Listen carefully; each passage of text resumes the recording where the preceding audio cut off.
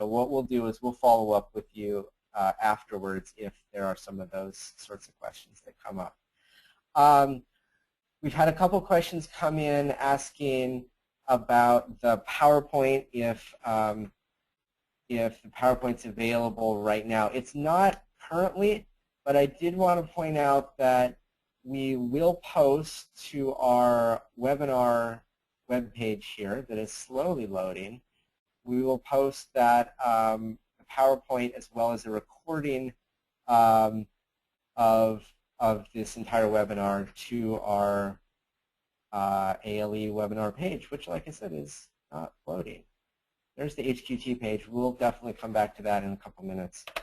There we go. Okay, so you see we do have the slides and or other information, including the recordings of the other webinars that we've done.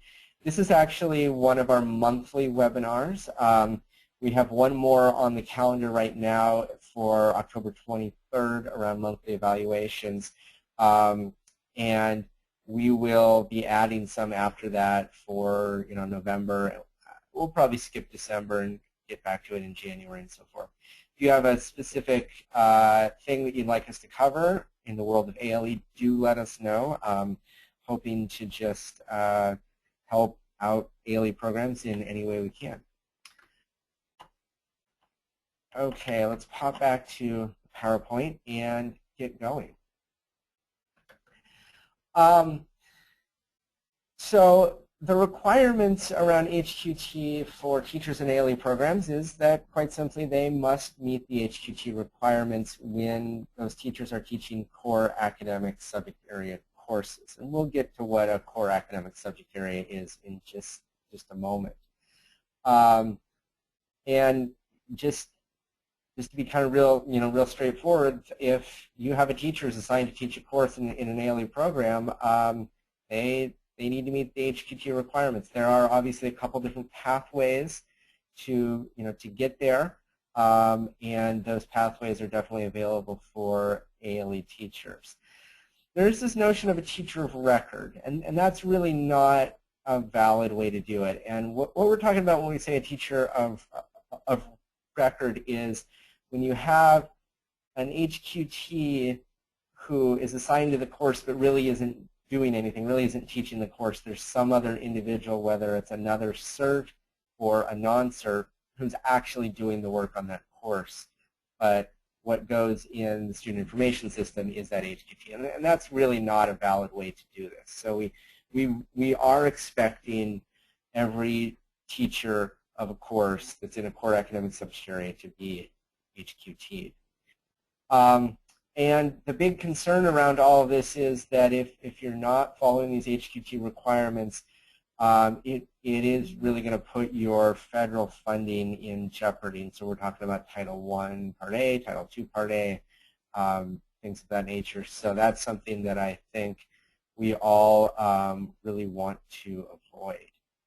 I also want to just throw in a brief reminder, because in ALE, there's often the case where you're not using district staff, but you're contracting out with some other individual or entity to actually do the instruction. There is a specific contracted instruction rule that needs to be followed here. It's WAC 392, 121, 188. Not going to go into that in detail unless you guys really want me to, but know that there are a number of rules there that that definitely need to be followed when you're contracting.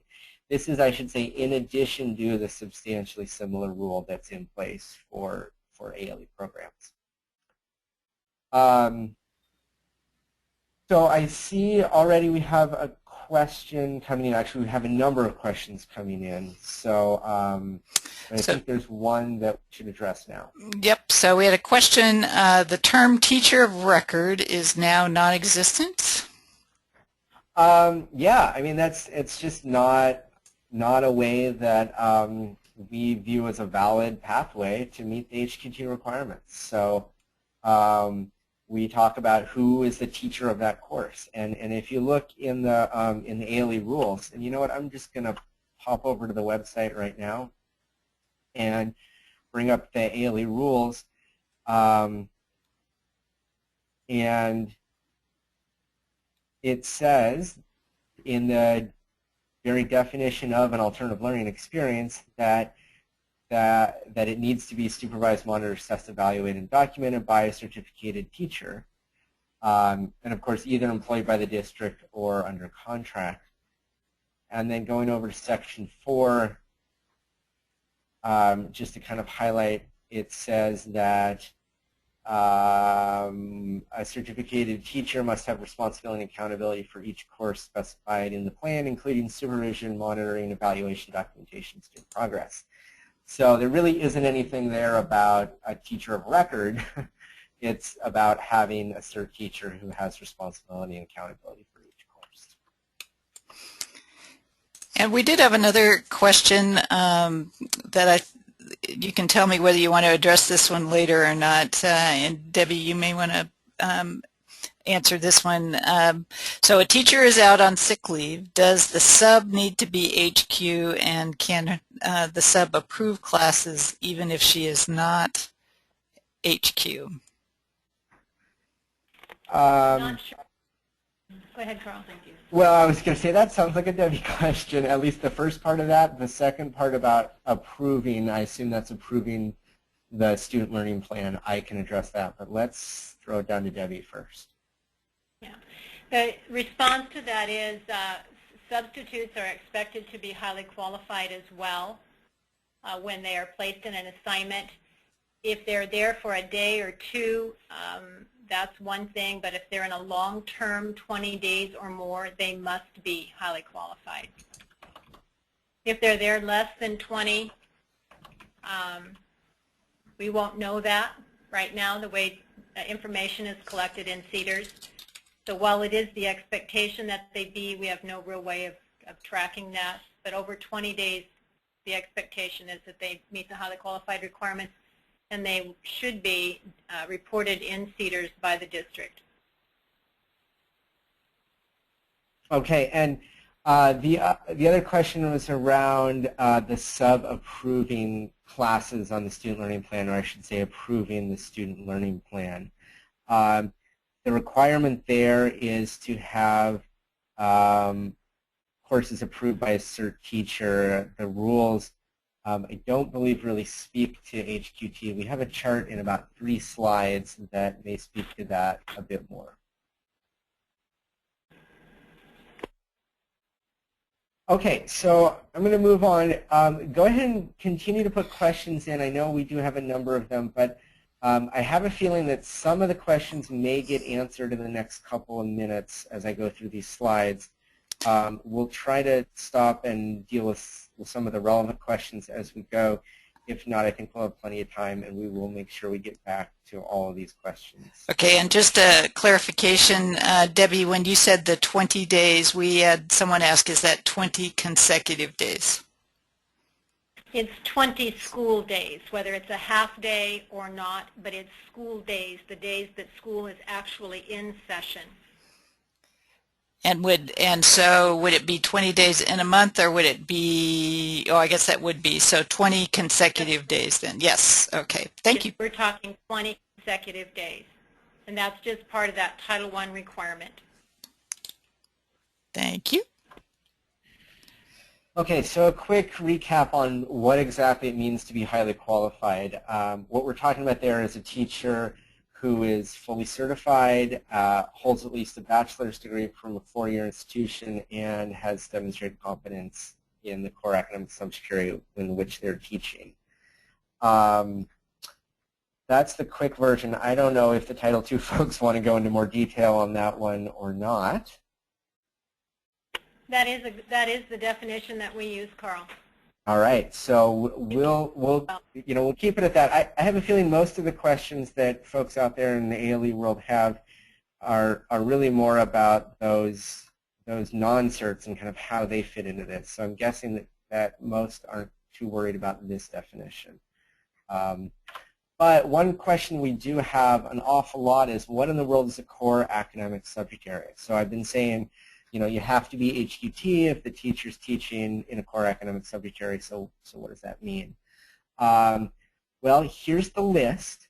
The thing that I think throws a lot of people is that there are areas here like music and theater and dance and arts that a lot of times people think of as electives or kind of optional things, but they really are core academic subject areas. And so HQTs are required here. If we think about what's not on that list, I think the really notable ones are PE and health courses are not considered core academic subject areas, and career and tech ed courses are often not considered core academic. But other than that, really most courses taught in ALE programs are going to meet this core academic list here. So we last March, I believe, put out a little memo that kind of described the HQT requirements for ALE, and it included this chart here. And what this is really doing is just kind of going through the different roles that teachers have in ALE programs, and just clarifying when do you have to have a cert teacher and when do you have to have an HQT for that. And so the first one is this notion of developing a student learning plan. And what we're talking about here is really the process of kind of figuring out what are the goals and what are the, what's the student going to do, what are the activities, and so forth. And so the idea would be that, for example, the HQT math teacher would be involved in a part of the learning plan that is impacting the math course. The HQT English teacher is going to be doing the part that's the English course, and so forth. There is obviously a requirement to approve the plan. I think somebody was asking about that a couple minutes ago. And so you wouldn't necessarily have to be HQT to be the one that is going to approve the overall plan, but for creating individual parts of the plan, you would need to be HQT. Responsible for student learning, of course, I just went through that whole thing where it says that ALE courses need to have a cert teacher who's responsible and accountable and doing all those key roles, and an HQT is, of course, going to be required if it's in a core academic area.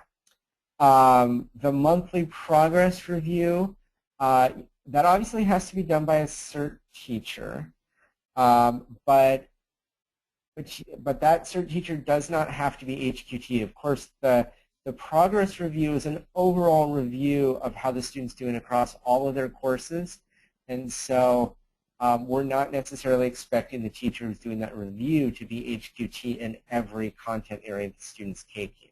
They do obviously have to have a teaching cert, though. If a teacher is providing direct instruction to a student, again in a core academic subject area, they are required to be HQT. The teacher that's completing the weekly contact, whether that's direct personal contact or in-person instructional contact or however that works, they do need to have a Washington State teaching cert. HQT is optional there, although I think in most cases that individual probably will be HQT, especially if they're doing in-person instructional contact. I don't see how you could be doing in-person instructional contact in a core academic area and not be HQT. So I should probably put a little asterisk next to optional on that one, because it's almost always going to happen. Managing the student learning plan, so that, again, the same thing, you do need a Washington State teaching cert, but the HQT piece is optional, and then just ensuring that the student learning plan is going to meet all of the rules. That's also optional in terms of HQT. So should we pause here for a moment and see if we have some questions? Yes, that's a great idea. We've had a number of questions come in about the core academic areas. So here's one where they have a small 1 and 2 teacher programs. If they're not HQT in all the areas needed, how do these small programs still operate? Do you want me to answer that, Carl? Sure. The only thing I would say is it's pretty problematic if you can't provide an HQT in all the areas. I mean, that's an issue. Right. So I think one of the issues that we have in some of our programs is perhaps lack of real clarity around the use of the points-based house. There is a section in that first category on the house that allows teachers in ALE programs to use the multiple subjects assignment because they teach so many different content areas. And out of the 100 points that are needed on the house, 50 points are given to an ALE teacher for free, meaning they've not used their transcript or their endorsement in any way in that category 1. And so then it makes it easier as you work through categories 2 through 6 to equal the 100 points. So for example, you have a teacher who's been teaching for a number of years, and they taught in a program. They get, let's just say they've taught reading for 10 years. In category 1, they get 50 automatic points for free simply because they're an ALE teacher who's already highly qualified in something else. That is a caveat. And then in category 2, they've got their several years of teaching experience for a max of 49 points. The Department of Ed wouldn't let us take more than 49 points in that category. So that puts them at 99. And then you can go back to their transcript because it has not been used to date, and you can pull off a reading class or an English language arts class or math class, whatever subject you're needing to highly qualify for. So I think sometimes it seems like a daunting task to get these teachers highly qualified, but if we use that multiple subjects assignment, it certainly makes the job easier. We have a question. If a student is getting elective credit for a music or art class, does the teacher need to be highly qualified? The answer to that question is yes, they do. It doesn't matter to the Department of Education whether it's an elective class or not. It's core content. It requires a highly qualified teacher. And here we have a question. If the course is CTE, but its equivalency is also math, is it required to be HQT? No. When we talk about highly qualified, we're talking about following the funding and not the student credit. So in this case, the course is CTE funded. The Department of Education made the determination that career and tech ed courses did not require highly qualified teachers. So the answer is no, even though the student is receiving a math credit. How do teachers with golden oldie certificates play into HQ? And you might want to explain what a golden oldie certificate is. All right, those teachers that have the golden oldie, the old standard certificates, were certified to teach in the state of Washington prior to 1987. At that time, the state of Washington did not issue endorsements. That didn't start until 1988. Those teachers were trained to teach all content areas, K-12, across the board, elementary and secondary, including special education. So again, in Category 1 on a points-based house, they'll get 45 points for their old certificate, or you could choose, if they're already highly qualified in something, to use that multiple subjects assignment. Their years of experience teaching that specific content area that you're trying to get them highly qualified in, and then their transcript would still be available to you in Category 3 if they were already highly qualified in something, which I'm sure in those cases most of them are. So it works just like any other teacher. They just have a little different point system because they have one of those non-traditional, unendorsed certificates. Okay, and we've got one more here, and then we'll move on. And folks, I will get your questions up there. So we'll take one more here, and then we'll move on. But don't worry, I'll get them threaded through here. So if a student is taking a remote course that is part of the learning plan and is taught by the parent or a contractor, does that still require an HQT that creates and approves the learning plan for that course? Yes, absolutely. That's a good question. That's one that I think I really want to emphasize here, that every single ALE course needs to have the certificated teacher who's responsible and accountable for the course. Even if it's a course where the parent's involved, we will talk about use of non-cert contractors in just a moment, but for now, I think the key message is, even if the parent's involved, even if it's considered a remote course, you still need to have a cert teacher who's responsible and accountable and is doing supervising, monitoring, evaluation, documentation of student progress. And of course, if it's in core academic subject area, they have to be HQT. So let's move on to the next slide, because that's when we get into this notion of instructional support service providers. And that is our bureaucratic phrase for non-certificated individuals who may be, providing these instructional support services. They're not obviously the teacher of the course, but they are assisting with the course. These individuals, they may be employed either by the district or they may be contractors. Doesn't really matter for the purposes of how we're thinking through the kind of HQT issues here.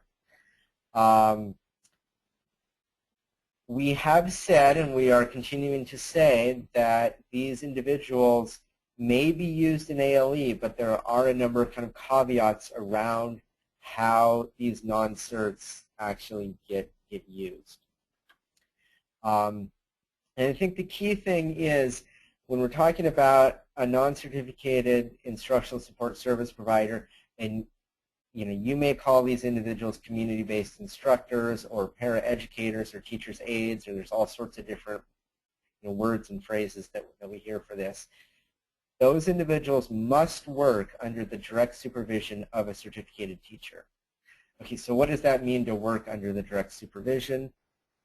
That means that we're expecting the communication between the non-cert and the cert to be intentional and frequent while the instructional support activities are carried out.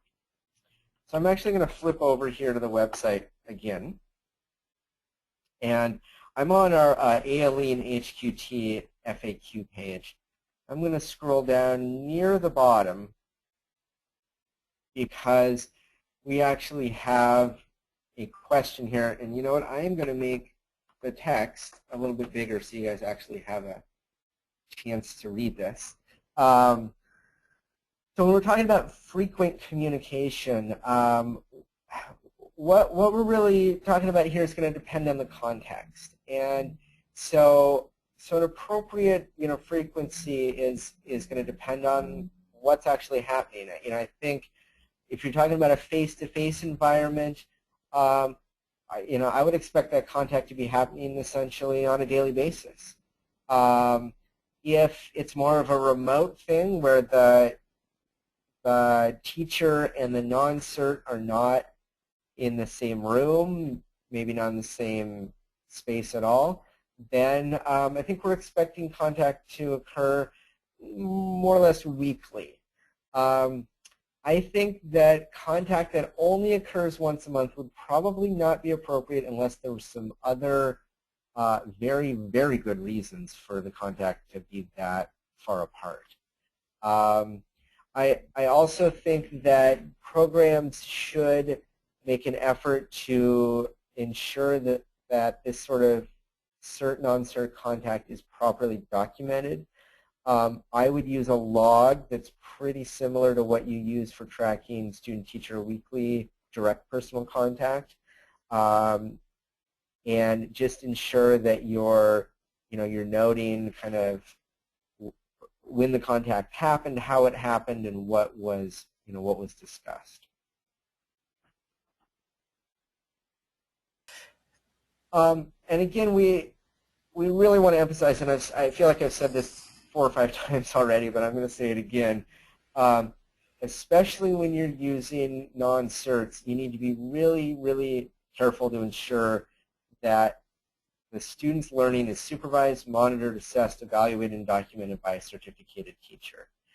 And if you go back to that idea of those roles that the cert teacher is doing, and the fact that the cert teacher needs to be responsible and accountable for those courses, and then you think about throwing in a non-cert into that mix, I think if you're really honoring the rules, it's going to kind of lead you to a place where that communication is intentional and it is frequent, because I have a hard time figuring out how a teacher can be responsible and accountable and to do those things that we were just talking about and not have intentional and frequent contact with the non-cert. You obviously also need to ensure that the weekly contact with the student is done by the cert teacher and not the non-cert. So it is not acceptable to have an instructional support service provider or a community-based instructor or an aide do that weekly contact. The weekly contact needs to happen with a cert teacher. And of course, it's the cert teacher who's also evaluating the student. They're doing that educational progress evaluation each calendar month. There is that exemption that we have just added into the ALE rules for school-based support staff for students whose student learning plans include only online courses. And for those of you who sat through one of our rule change webinars, that was something we talked about there. But the short version is that's a role that it is allowable to have a non-cert in, but they are performing essentially a clerical function to smooth that process of communicating the monthly evaluation. The actual evaluation and the assessment and so forth is still carried out by the cert teacher in that case.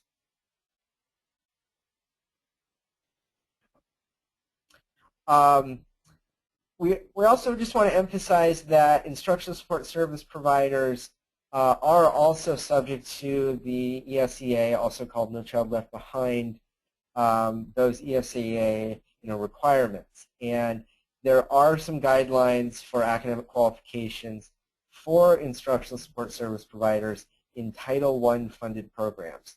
So if your program has Title I dollars, then you need to be thinking about how to HQ your non-certs as well as your certs.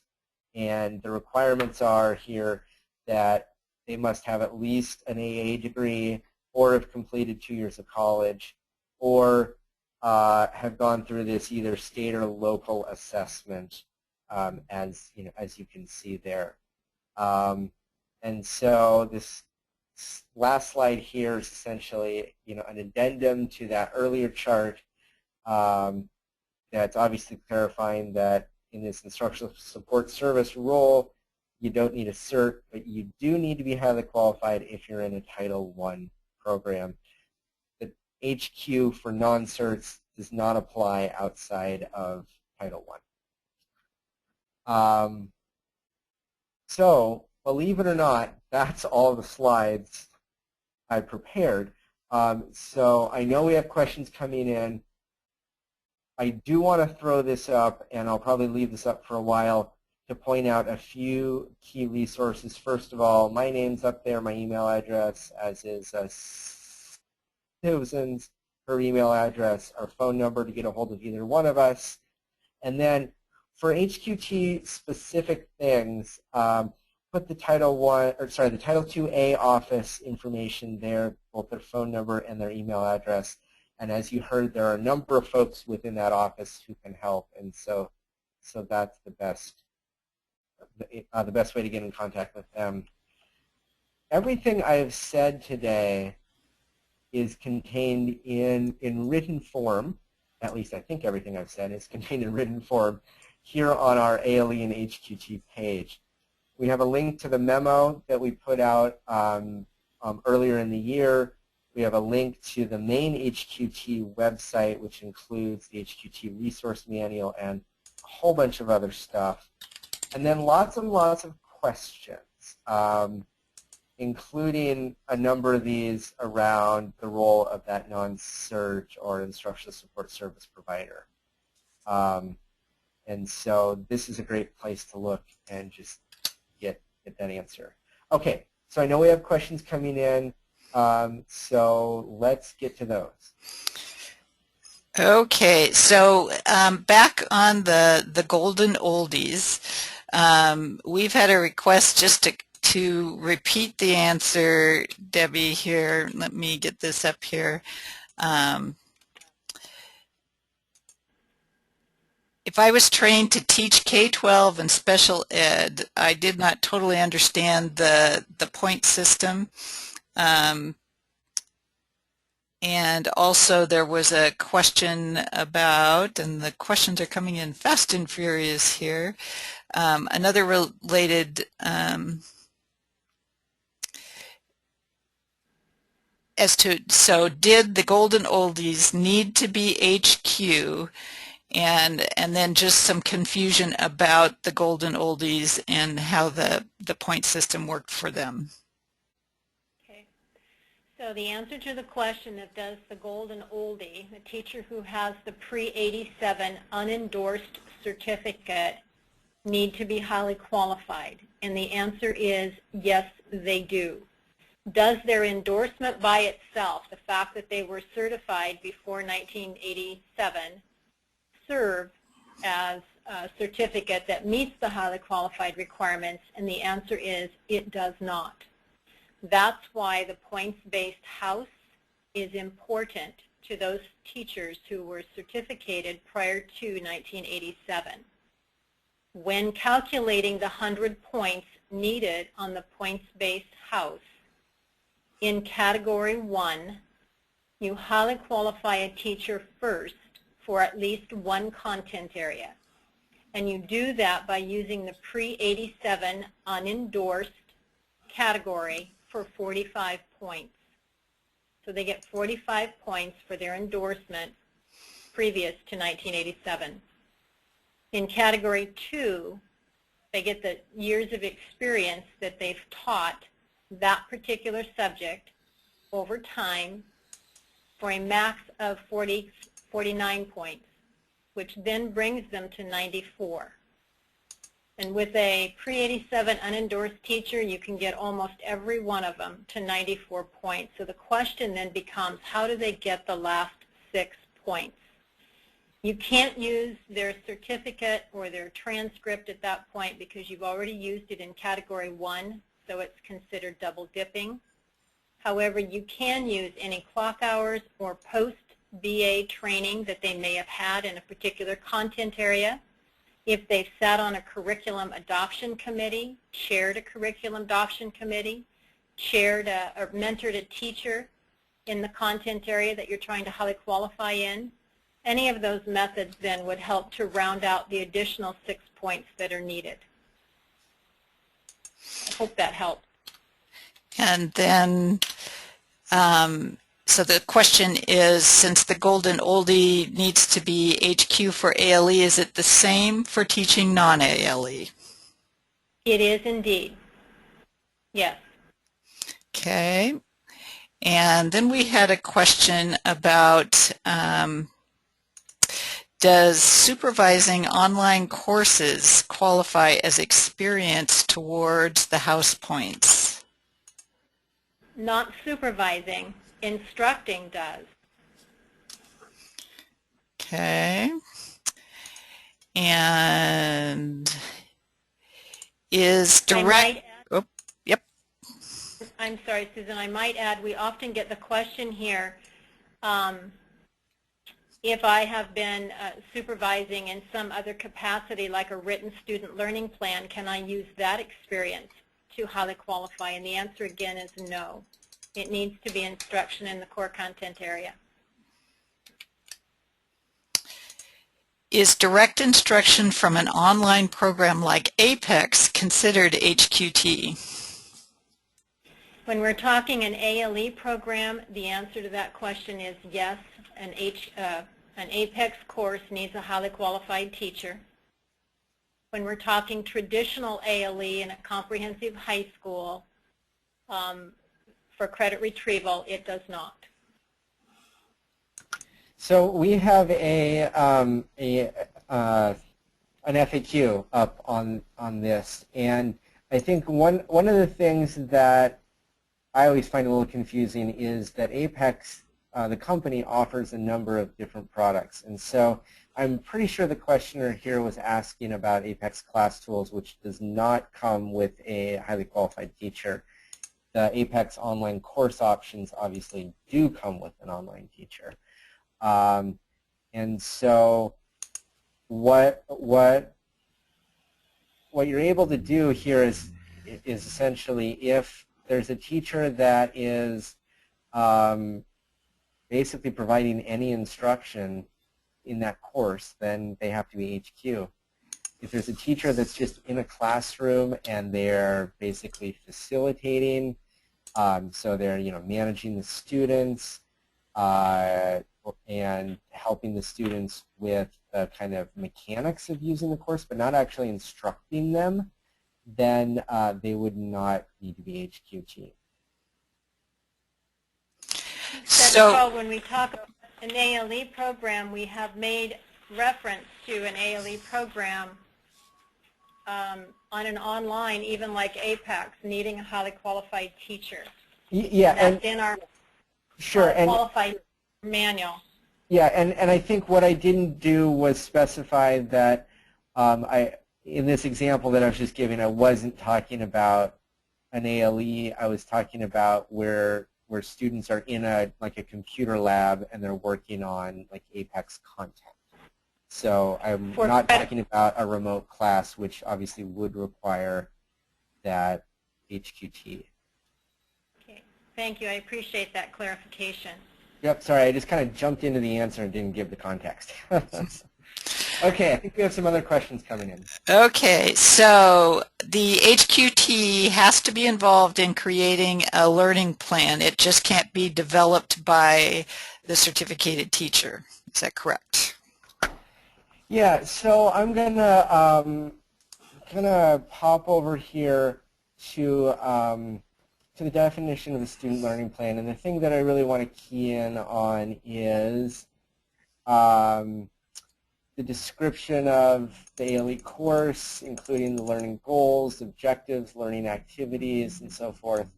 And I think the point is here, if you have, let's say, a math class, and you have to have an HQT math teacher assigned to that class, because we just told you have to, I don't see how or why you would have a non-HQT math teacher doing that work.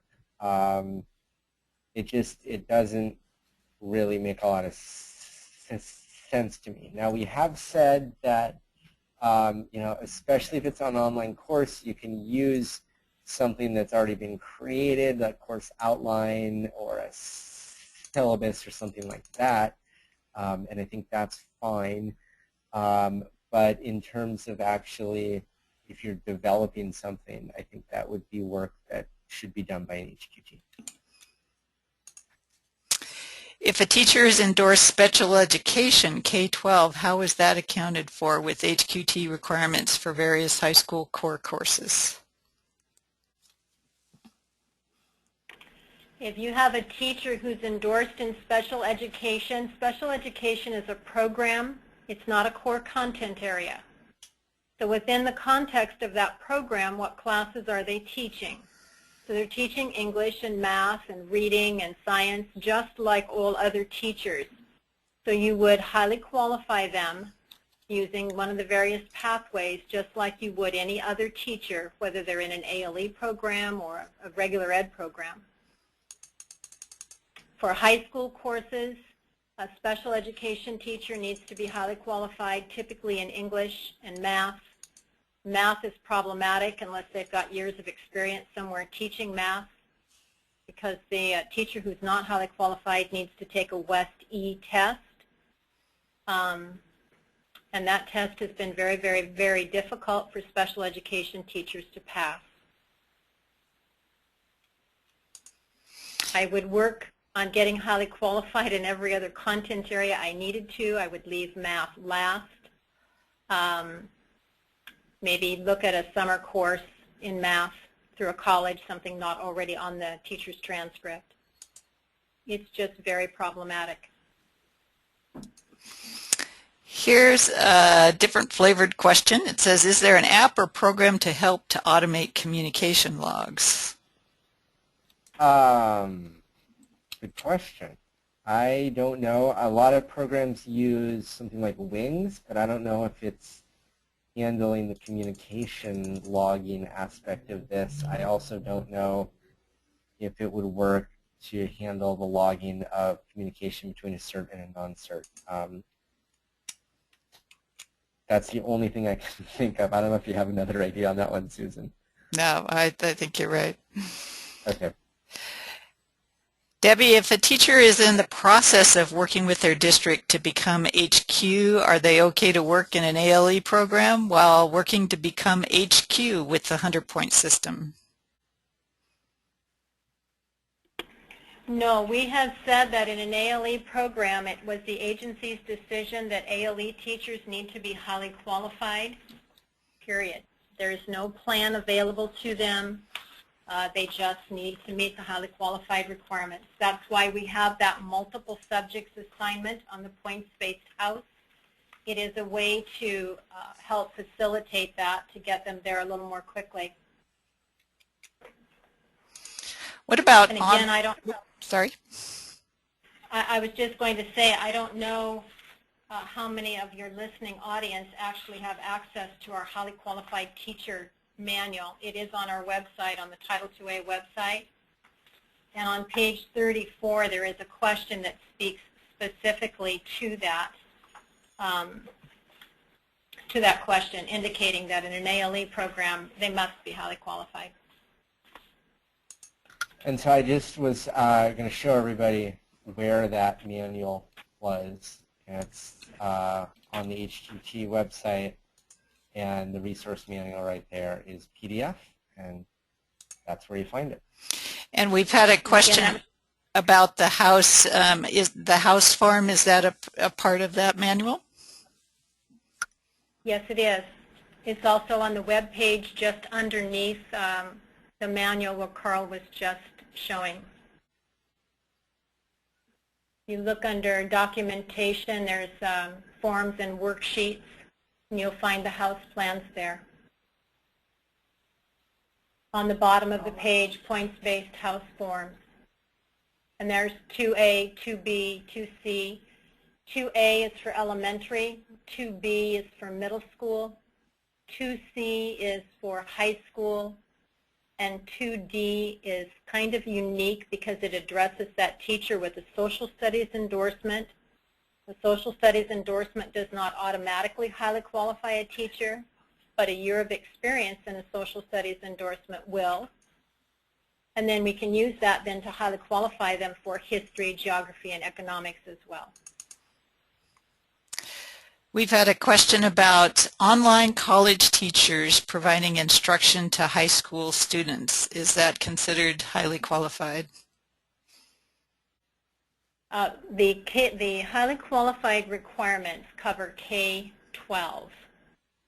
So I'm not sure the context in which this online college teacher, if she's providing instruction through a vendor to a high school student, I would expect probably that they're highly qualified. The student is K-12. This teacher is teaching. I'm not sure of the context. Maybe Carl could weigh in on that. Running Start, we have college students or high school students going to Running Start. That's a little different. Yeah, that's different. Yeah. So I'm not. Yeah, I would need a little more information too, I think. Yeah, same here. On the surface, I would say a highly qualified teacher would be required. What about in an emergency hire situation? What is HQ requirements? You know, unfortunately, we would love it if the Department of Education would give us some flexibility in that area, but they don't.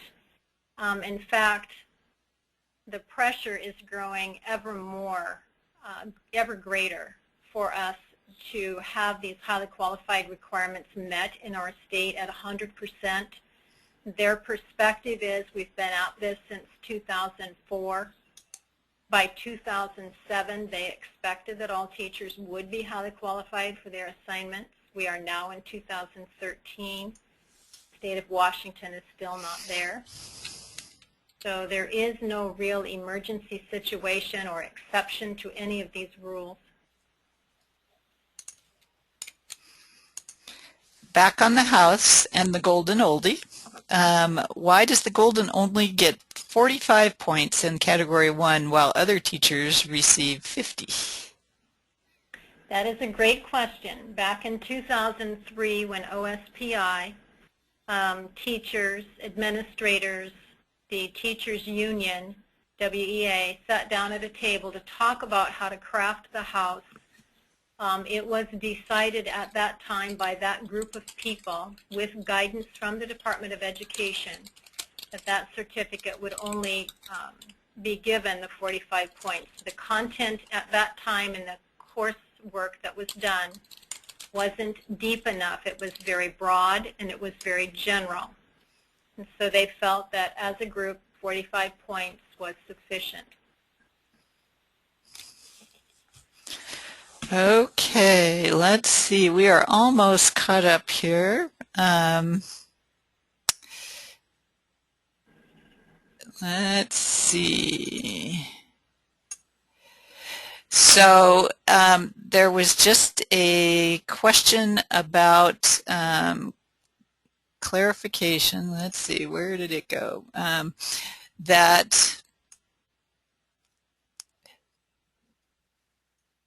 Okay, here we go. So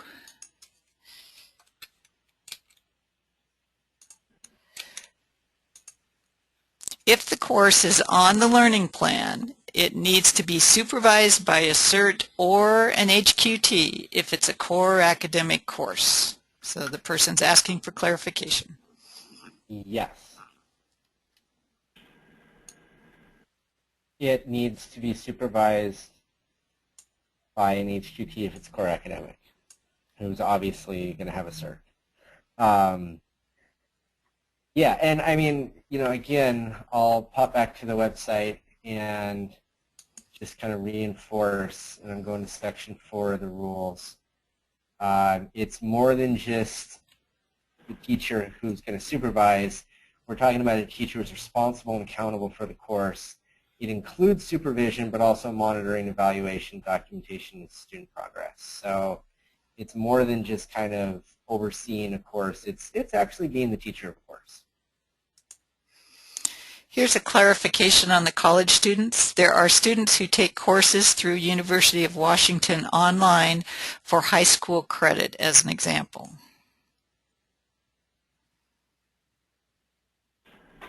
We would expect those teachers to be highly qualified.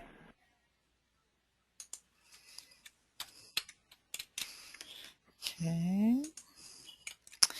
And here, when offering a remote off-site class, can an ALE pay a stipend to their district high school highly qualified to approve the remote class and grade it?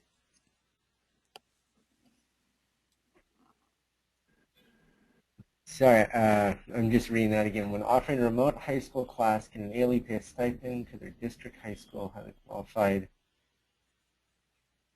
So that sounds like an internal staffing decision in terms of if a program can use a teacher in another school, essentially, to be the HQT, and I don't see why not. That would be an internal staffing decision.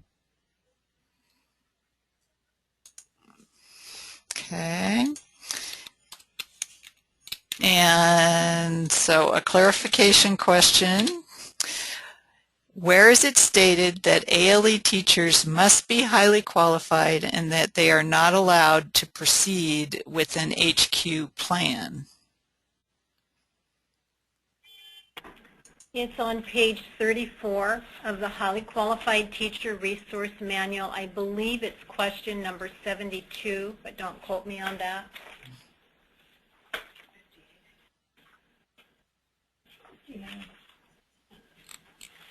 Where I'm pulling it up right now. It is on page, I'm sorry, it's not, it's on page 34. It's at the bottom of page 34, and it is question number 58.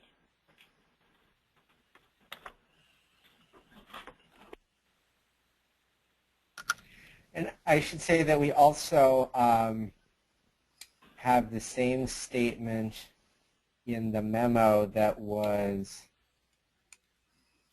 put out in March of 2013 here. And I'm going to try to bring that up.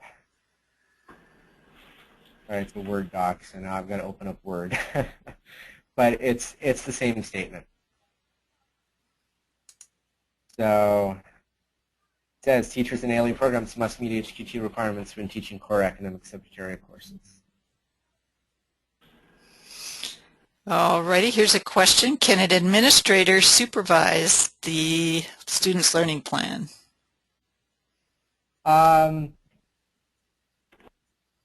Probably not. The question that I'm showing up on the screen here is around educational staff associates. If that administrator is a certificated teacher, then I think they could. And you know, it's going to be the same if this is a counselor we're talking about, or you know, anyone else with an ESA cert. But when we say certificated teacher, we really are talking about certificated teacher, not not an administrator. I'll also point you to the definition in the ALE rules about what a certificated teacher is. And we're talking about, you know, assigned and endorsed according to Chapter 181.82 of the Washington Administrative Code. So I think that's going to answer that question. So a certificate. And I realize that I probably muddied the waters a bit by throwing the ESA stuff in there, but the point is you have to be a cert teacher. Right. Okay. Okay. So back on the college instructor, the person asked for clarification that they only have to be HQ if they are grading the course.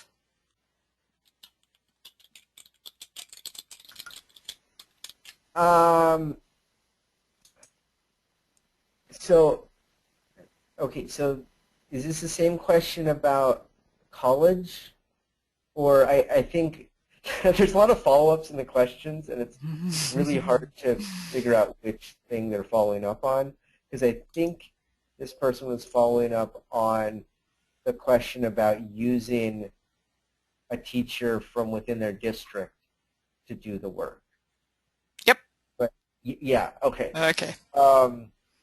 And does that individual have to grade the course?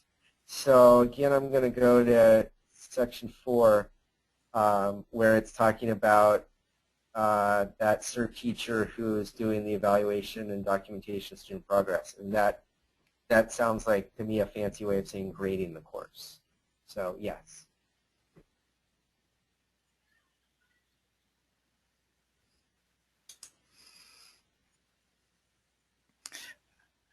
Okay, we are actually caught up with the questions right now. Wow. Well, it's almost 4 o'clock. And, you know, I think we had scheduled this to go an hour and a half, but we can obviously stop a little early. We're happy to hang on the line here for a few minutes for sure to answer any additional questions. And I'm going to also throw up, again, our contact information just to make sure everybody knows how to get a hold of us. And just say, please feel free to ask any questions you have. It's a lot easier to figure some of these questions out now than, for example, if you're audited. It gets more complicated after the fact. So let's try to solve these issues now. And I say that seeing that at least one of our colleagues from the State Auditor's Office is on the line. Oh, no, two. So, hi guys. Anyway, so thanks a lot. If you don't have questions, I think you can feel free to to log off. Again, thanks for your time today. And like I said, we will continue to hang out and answer any questions you guys have. Okay, we do have clarification. Okay. On just want to confirm that an HQ teacher and not an administrator can manage the learning plan. So yeah, I mean, am I sounding like a bit of a broken record when I keep coming back to the rules here? But the key thing here is whenever we say certificated teacher in the rules, so when we say that the plan must be developed and approved by a certificated teacher and the certificated teacher must have responsibility and accountability, we are talking about a certificated teacher, not not an administrator, not the principal or the assistant principal.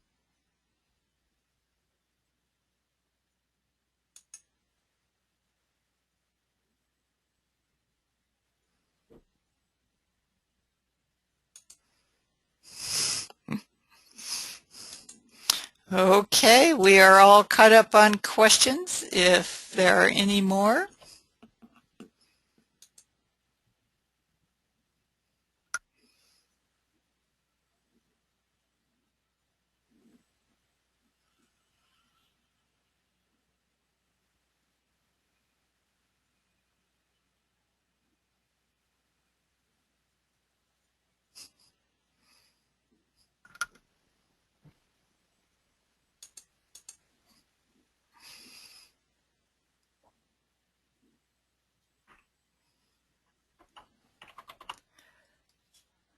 I'm going to go ahead and stop the recording at this point.